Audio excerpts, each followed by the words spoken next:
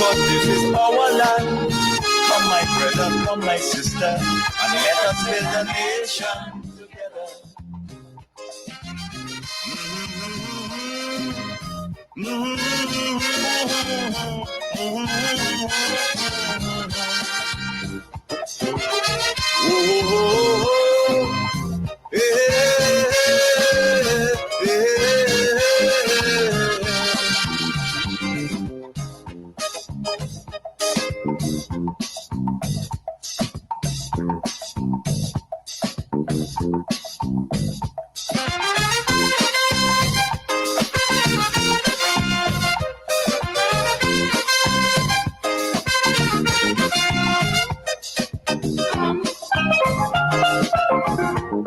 Every build a nation together.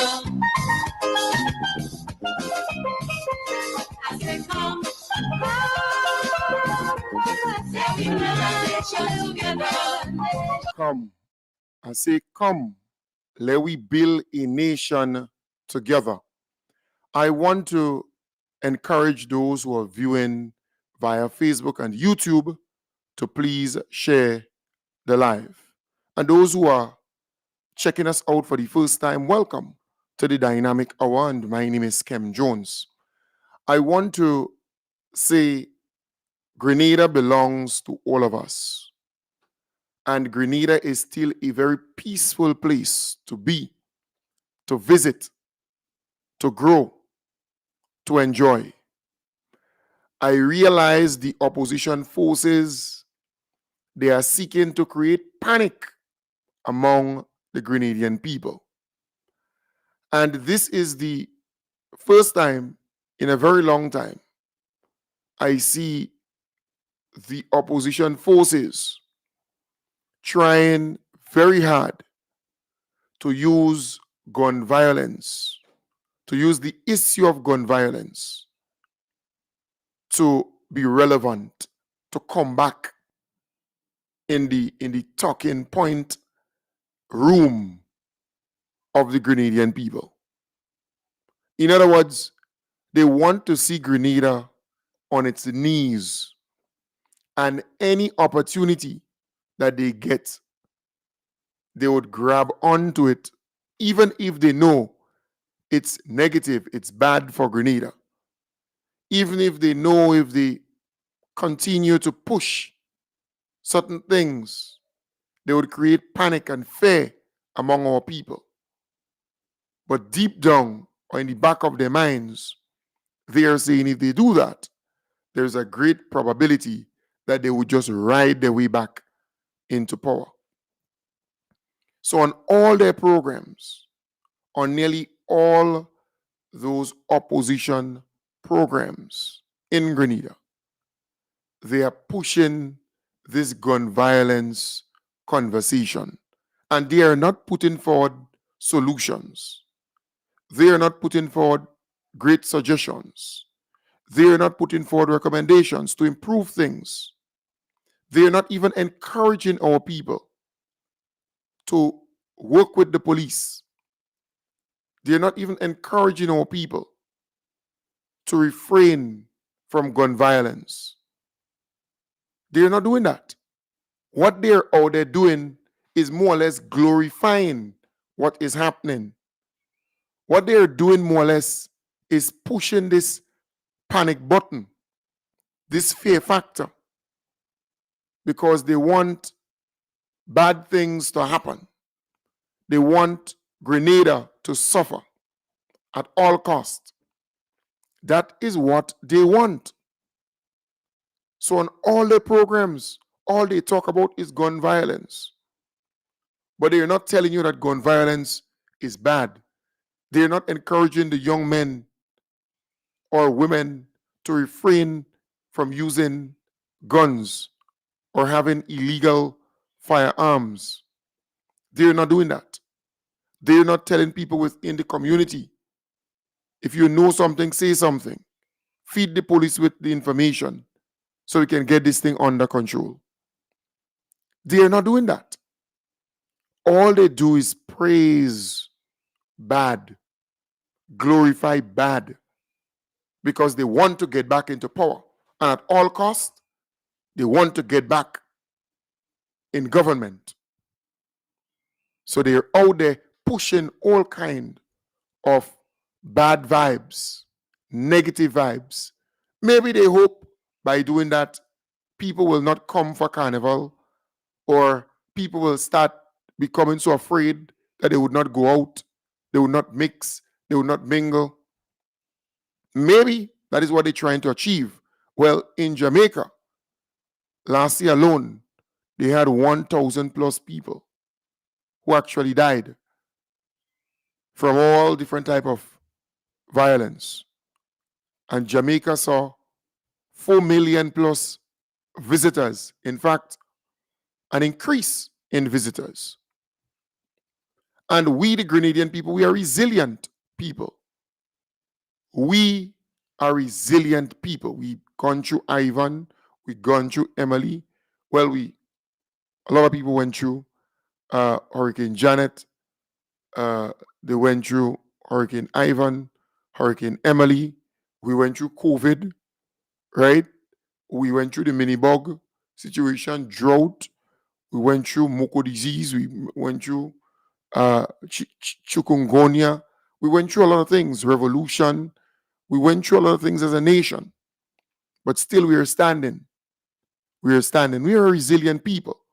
But I am simply saying we need to see the opposition coming together to fight against gun violence and against crime in general. That is what a responsible opposition will do. Because if you believe you have the solutions, why not team up to work to get rid of gun violence, or to get this thing under control, to arrest this problem?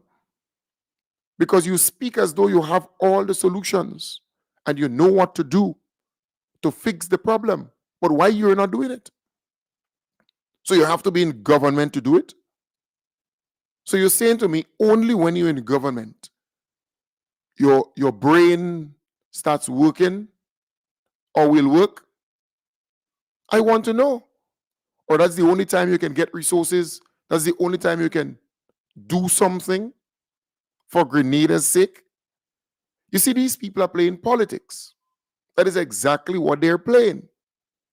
They know that they don't have the solutions. They never had it. So what they do is come out and blame the government, blame this one and blame that one, instead of finding ways to solve the problem. Because it is our home. Grenada is our home. And if we have a problem in our home, we must try our utmost to fix it, to solve it. But instead of doing that, the opposition forces, they're out there trying to paint Grenada bad, trying to talk Grenada bad, because they believe by doing that, they might just magically end up back in power. That is what they believe. So you see them attacking our beloved Prime Minister because he's in Ghana, the Three-Eye Investment Summit of Africa. Right? It's an Africa summit looking at investment, looking at innovation. So they are saying to our beloved Prime Minister, you should be on the carnage every day. You should be on Four Roads every day. You should be on Coffee Bow Hill every day. You should be by the Grandance Spice and Craft Market, by the beach area day, every day. You should be in Frequente every day. You should be in those places. That's where you should be every single day Forget everything else. Forget about managing anything else in the state. Abandon everything else and focus on gun violence only. Right? And go in those territories that are hot. Go on Saigon and be there. That is what they were saying to our beloved Prime Minister. Because they said, well, if they were in power, that is what they would do. So he shouldn't travel. He shouldn't try to get investment for Grenada, for young people, or for women, or for farmers. They're saying that he should not get any investment for, the infrastructure and so on and so forth, tourism. He should not be a part of this very important gathering in Ghana. Remember, the president of Ghana was invited to come to celebrate our 50th independence or Golden Jubilee. He came the first time a president from Ghana visited Grenada. First time. And we have had African leaders, I think one or two, who visited Grenada in the past, but donkey years ago. In recent memory, we have not had that happening for Grenada except around the independence time. So he graciously came. So he invited our beloved Prime Minister to this very important investment summit, right? Investment and innovation. You have Singapore, you have Africa, and you have our Prime Minister from Grenada, who is there, getting to discuss with governors of central banks, getting to discuss with investors and people who can make things happen for Grenada, Carriacou, and PT Martinique. Well, the opposition forces vex. They're saying he should not be going there. So every time there's a gunshot somewhere, he should go there. That's where he should be. He should set up his office in those places. That is how they think about governance. So he should be responding to every little thing in the state, in Grenada. Our people. Together we can create a legacy that will inspire and uplift. Let us seize this moment and make it our own, forging ahead with courage, with conviction, and with a strong commitment to the vision of a brighter future for all Africans.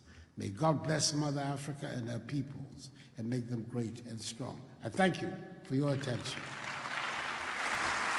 The President of our Republic. Mr. President, if it pleases you, I would like us to have 4 memorable photographs to mark this day. And so humbly, I shall invite the Prime Minister of Grenada together with the Secretary General of the AFCFTA to please come up for the first photo. Please be seated.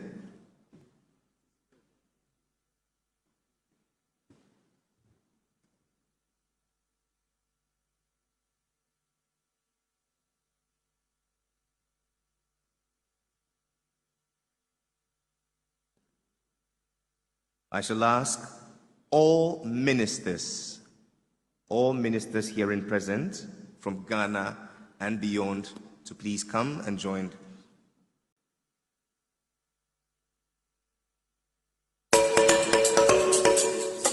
Bring it down, bring it down. All ministers.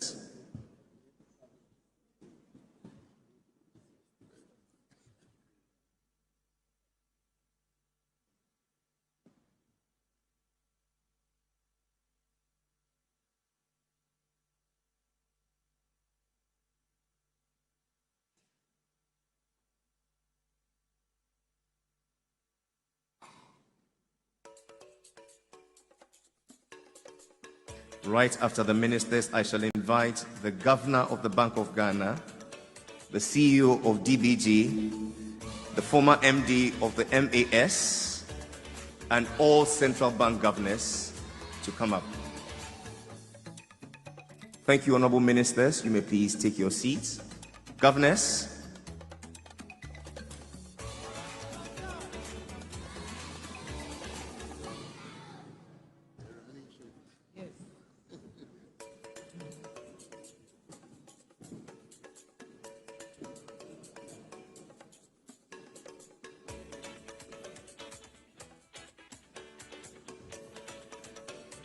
Joining the governors,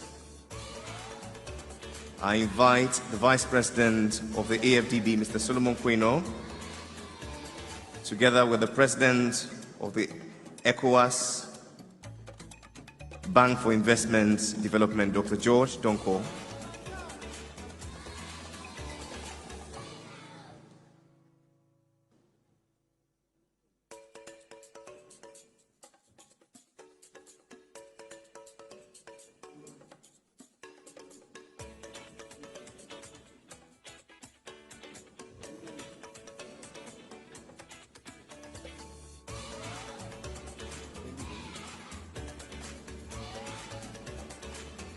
and finally, an exclusive with the organizers, Bank of Ghana, the Monetary Authority of Singapore, and the Development Bank Ghana.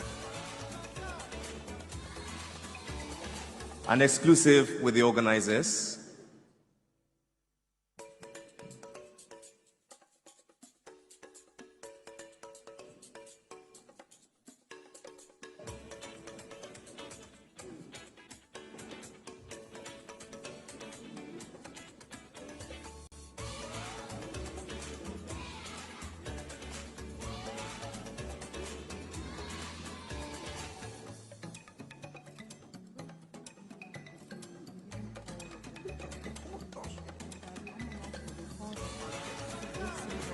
So that's very good. I thought I should give you a little piece of that. I think today is the second day of that engagement. To this end, we all shout innovation, investment, and impact.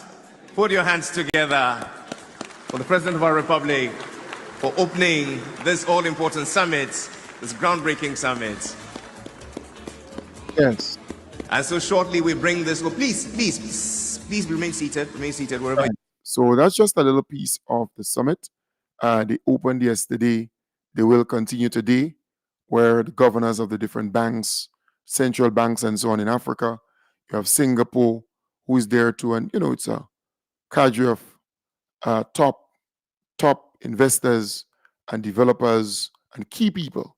So our beloved Prime Minister will be engaging many of them today, and tomorrow, the 15th, will be the last day of that summit, and he will be back in Grenada. So again, this is the way you do things. You have to be tactical, you have to be strategic. Remember, Grenada don't print money. We don't print money. So we look forward to going out there and engaging the key people, making things happen. All right? Nice. So let's just play a little piece on the police headquarters that they're doing on the Carnage. I am Kevin Blash, Chief Technical Officer with the Ministry of Infrastructure. Today we are here at the Carnage, at the old line building where we are relocating the police headquarters to. Our work here would involve a full rehabilitation of the building so that the police can move in subsequently. We started in February of this year and we're hoping to complete by the end of June.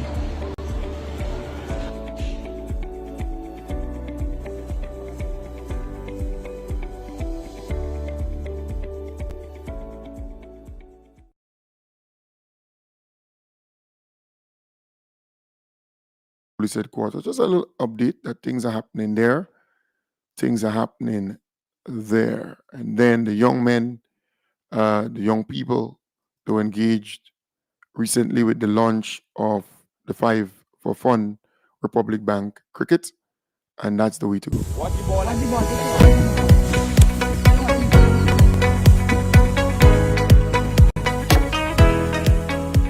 No amount of talking, whether it be by CARICOM heads, whether it be at the West Indies cricket level, is going to bring back West Indies cricket if we do not get our boys and girls to play cricket, and they play a lot of cricket. The reality, like all sports, cricket has changed dramatically. So it's 10 for 10, it's 5 for fun, it's fast, it's exciting, it's colorful, and importantly, it involves both boys and girls.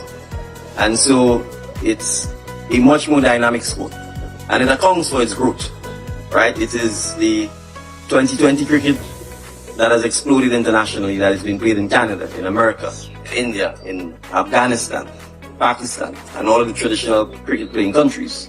But the reality is there are more opportunities in cricket now than there ever was when the West Indies cricket team was dominating cricket. That's the truth. And that is why we need to make sure that we give our young people the opportunity as early as 2, 3, 4, 5, 8 to 12 to make sure that they get exposed to playing cricket, to playing a lot of it, and to being coached in the right technique as well. So I wholeheartedly support this initiative. I endorse this initiative. If you do not have a lot of young people playing it, the sport will die. That's the reality.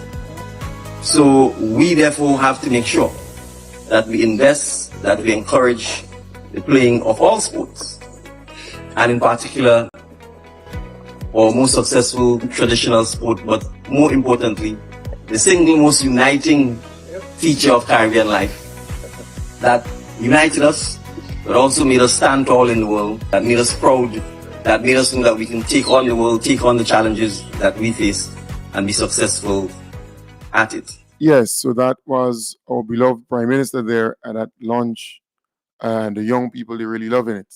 All right, that's good, wonderful, and that is what you want to see in a leader who can inspire, who can encourage, who can motivate people, and that is what we look forward to as a country, as we develop, as we grow. The Honorable Lennox Andrews, he was at this facility, this agro-processing facility, a facility that they want to use for agro-processing. Let's listen to him. In a bid to boost agriculture processing capabilities, government, through the Ministry of Agriculture, is prepared to acquire a building at Lacaloom St. David for the establishment of an advanced agro-processing plant. The decision came after a recent evaluation of the building by Minister for Agriculture, Honorable Lennox Andrew, Acting Permanent Secretary in the Ministry of Agriculture, Alpha Brown, and other technical officers. The building, which previously housed the pharmaceutical business, has been abandoned on government's property for more than a decade.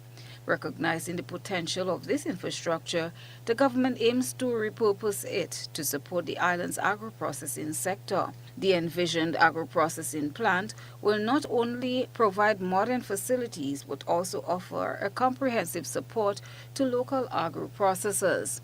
This initiative is anticipated to catalyze an increase in both output and quality of agricultural products, not only for domestic consumption, but also for regional and international markets.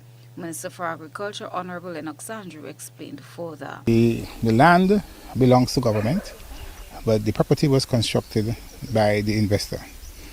Our intention now is to acquire the building and to use it as an agro-processing facility to allow our agro-processors to have a place where they can come and process their agricultural products. Of course, there are some legal issues involved, so we are working through those legal issues, and once we are out of those legal issues and the acquisition take place, we can put in place our plan for the use of the building for our local agro-processors. If the legal matters can be resolved within a month or two, we can immediately afterwards start the process of redesigning and preparing the whole place for what we want to do. So let us say that, by the beginning of next year, we would like to see this place become fully operational. Chief Analytical Chemist at the Produce Chemist Lab, Owen Henry, highlighted the significant production disparity between the potential of the lab and its current offerings. He emphasized the inability of agro-processors to access sufficient equipment to maximize production. So at the Produce Chemist Lab in Tantin, we have a small pilot plant. Now that pilot plant is more for research and product development. But over the years, what we'll have seen that when persons come and do training at the Produce Chemist Lab and they see the equipment, they will ask to utilize the facility. But the facility, as I said, is a pilot facility. It's not really suitable for large-scale production. So what our intended purpose, is to, once persons have been trained and the product have been properly developed, then we'll have this facility properly equipped so persons can continue the agro-processing business utilizing this multi-purpose agro-processing facility. Acting Chief Extension Officer Lawrence St. Louis elaborated on the facility's safety measures and its potential ripple effect for farmers, noting that they would benefit from increased production and minimize spoilage. Once we have acquired the building and retrofitted it, then we would ensure that all of the food safety standards, that we up to all of those standards, and so the agro-processors will now have an opportunity to produce their goods in a place that is state-of-the-art as much as we can, and they'll be able to have storage. You'll be able to, more people will be able to come in because a lot of people are interested in agro-processing. However, they do not have any of the machinery and all of that stuff that they would have, so that they would need. So now they have an opportunity to use a facility that government would be making available to them. Of course, it will come at some minimal cost, and they will be able to get an opportunity to do that. Christina John, GBN News. Yes, so that's a good thing. If you ask me, that's a very, very good thing, because we need to see more and more agro-processors emerging, right? We need to add value to what we have. We need to add some value to what we have. We have so many fruits, vegetables, just name it, spoiling. We need to add value to it. I want to say something because I believe there are some people out there, because of the information that is coming from the opposition forces. There are some people out there who believe that all young people are involved in this kind of violence. That is not true.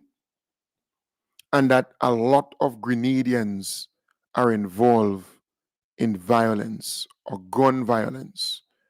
There is this idea out there that the opposition forces are pushing, making people believe that, boy, there are so many guns out there that you have to be extremely careful with every single step and every single thing you do.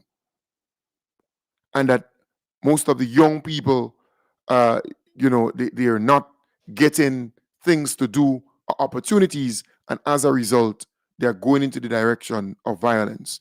That is not true. It's not true. There are a lot of young people out there who are productive, who are innovative, who are getting stuff done, who are occupied. If you realize in the last, 3 weeks, 4 weeks, this whole gang thing, this whole gun violence thing, it is really involving, as it stands now, or it involves kind of well-known people who have been either in jail, out of jail, or out of jail, in jail, or always in the news for something, some kind of thing. So they are not new. These are not people who are, just new to this gun violence and new to violence. Like they wake up one morning and they decide to do things. So don't believe that all the young people and so on are involved in this. No, that's not the case. But a life is always a life. So we have to make sure that we rehabilitate those people so that they can be productive citizens. We don't want to see any one of them dying. We don't want that. We will love to see that they can live a productive life, a fruitful life, a life worthy of living, making a positive difference in the society, in the community, in the homes. But I am saying, take out this idea in your head that all the young people in Grenada are involved in this. No, that's not the case. And we have a lot of young people who are doing good things in this place, who are employed, who are working. You go around the country and you will realize you're not seeing many young people on blocks again. The blocks are empty. They're in construction. They're in business, different type of business. They're in farming.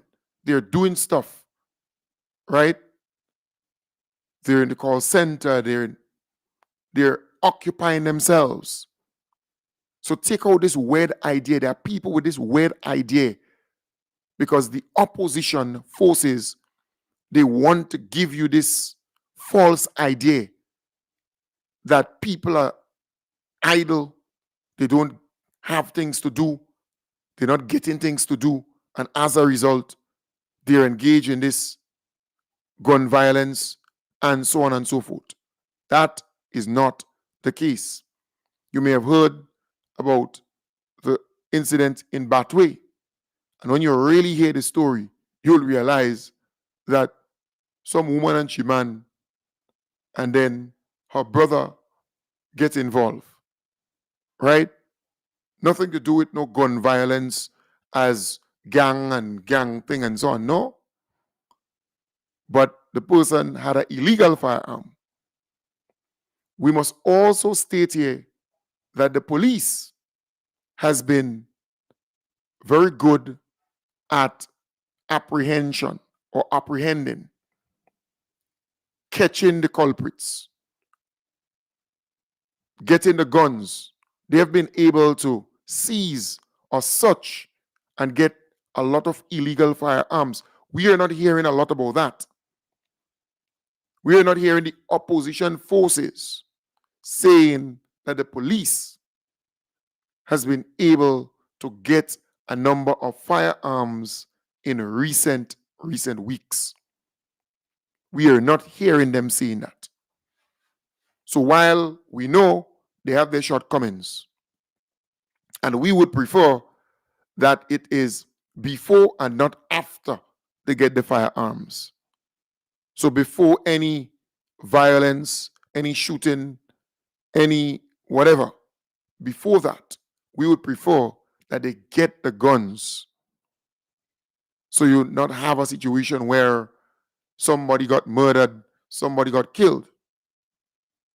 But they need help.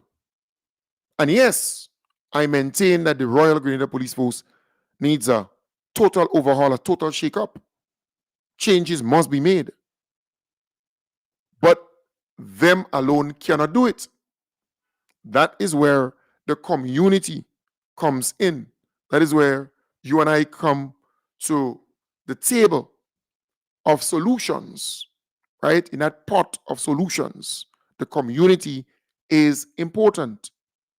Feeding the police with accurate information so that they can respond, or so that they can be so proactive to seize those guns, get those guns before a person go doing something that is not good for Grenada.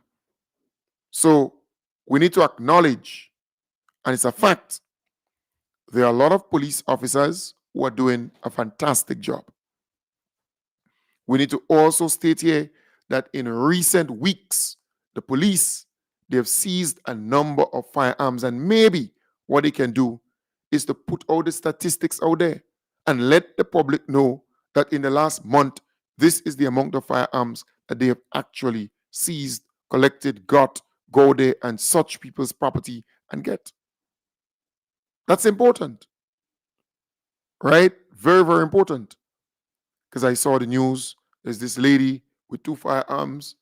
There's another person up in St. John that they got some from.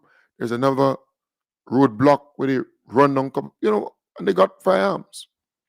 And then when people do stuff, they're able to get them within short order. Within short order. So again, we need to we need to also bear that in mind. But the community must play a role in helping the police to solve crimes, to prevent crimes. Only yesterday, we were having a conversation, a number of grown men, and we were saying that there is a need for the police to re-engage the community. And maybe they can start in the hot areas, in communities that are on the radar of the police, where you have a high level of criminality taking place. Maybe you can start there. How can you engage those communities? How can you have cells among these people to feed you with information? And even if you have to pay those people within those different hotspots to feed you with information. Also, there was a conversation about the people who are being deported. Is there enough monitoring of these people? Do you have a program in place to rehabilitate them so that they can go back into society? Because they could be actually motivating petty criminals to do stuff. So there is a need for a number of things to be in place. But in the conversation, we realize that there is a disconnect between the police and the community. So people do not trust to feed information, to give information to the police because they fear something may happen. They fear the information, the identity might be revealed.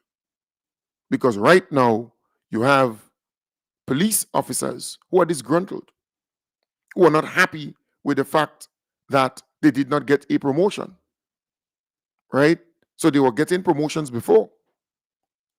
But in the last promotion cycle, they did not. So with that, they would leak information.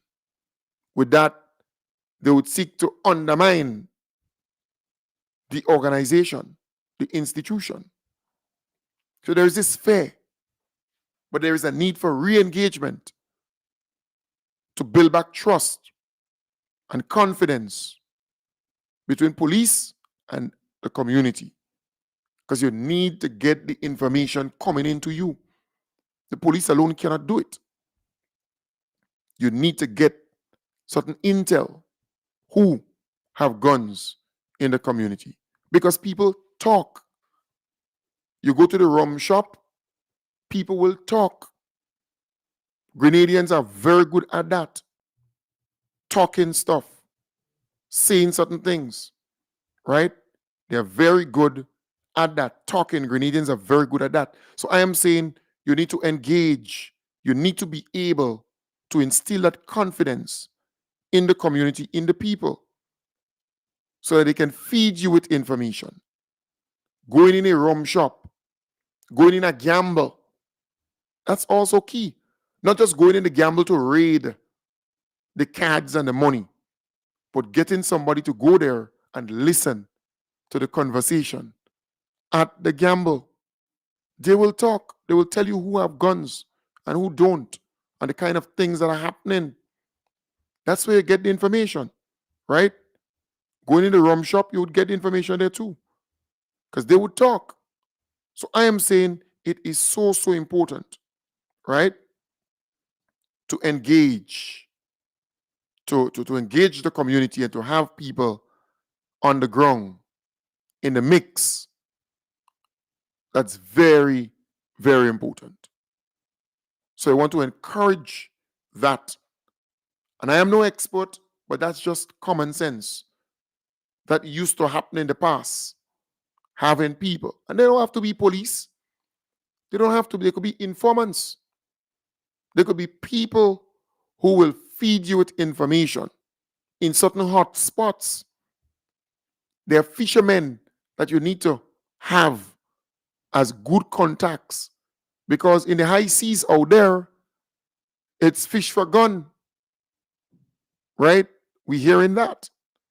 And with the unrest in Venezuela, it's fish for gun. St. Vincent, you're seeing certain action taking place. So you have to have people on the ground to feed you with information. And how do you get it? You have to be on the ground. You have to have people on the ground getting information for you. So you can properly respond. And you can be proactive in that case. You can go even before the thing happened. It is important. Very important. So re-engaging the community. Dealing with the community directly to get information. That's important. The market, they need to clean up the market. The market is a problem. You need to clean up the market. You have people in there selling drinks without license, alcohol.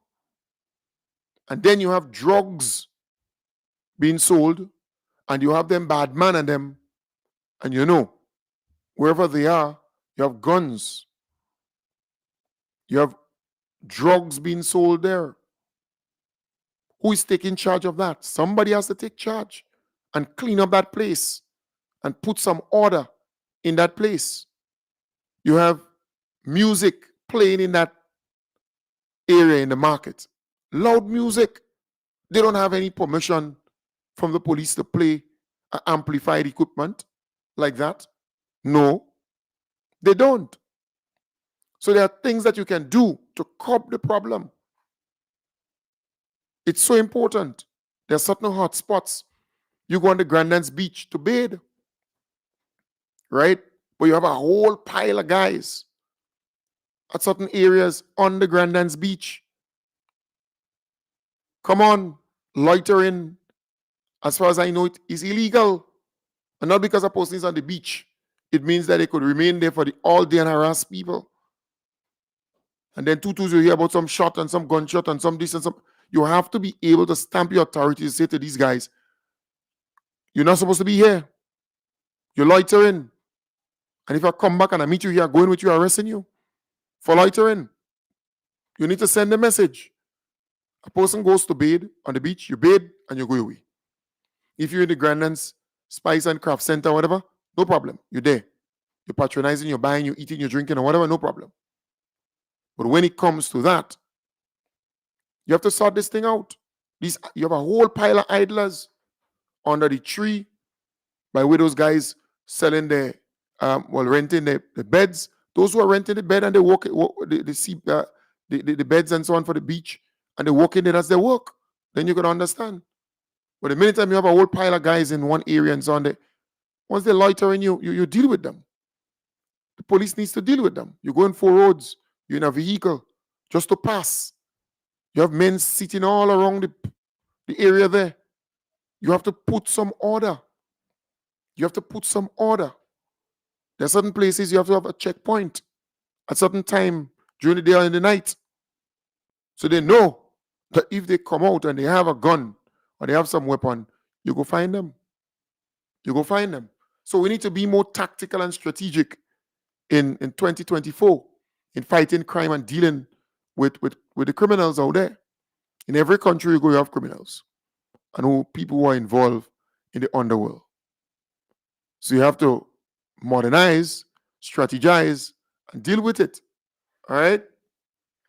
Folks, tomorrow will mark my 10 years, right? My 10th anniversary.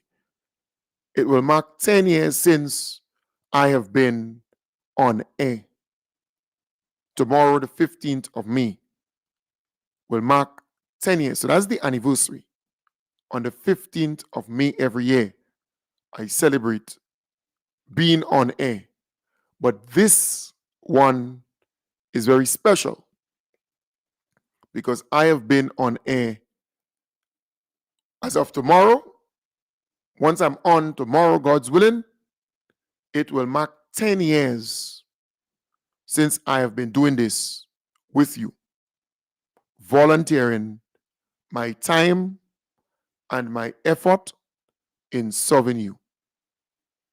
Tomorrow, God's willing, it will mark 10 years since Kendon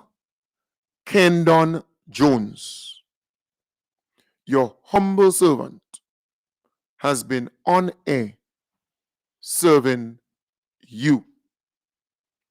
I started off on the farm up there by Dr. George Vincent. And then there were so many internet issues, I came down to Spice Capital Radio in Springs, downstairs Paul Roberts' place. We had our challenges. It wasn't easy. Then I moved to Fresh FM. That's Chris Ribbon. So we have Boss FM and Fresh FM. I moved there for a period of time. And then I am on Vibes 101.3 FM and 106.3 FM. And I think we have found our home. And I'm also on Wild 106.3 FM out there in New York. But I'm saying it wasn't easy, and it will never be easy in this business. So tomorrow will mark 10 years since I have been doing this program or programs, because I started off with 2 hours. I was actually doing 2 hours, 2 hours in the morning and 2 in the night. And then I revised, I changed to 1 hour, 1 hour, changed the name. A number of things happened over that 10-year period, right? And people who been with me from day one, they would be able to recall certain changes and certain things that were done over the 10 years. So again, just saying tomorrow will mark 10 years since I have been on air doing what I'm doing at this point. And there were people who came and go, and there were people who started supporting and then they dropped off. Some people who continued, some people who were with me, they died.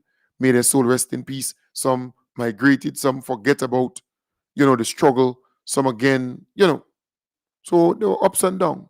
Some people hang on, they stood with me, cost it what it may. It's not easy. It's not easy doing this. It's not easy doing this. So again, tomorrow will mark that special moment.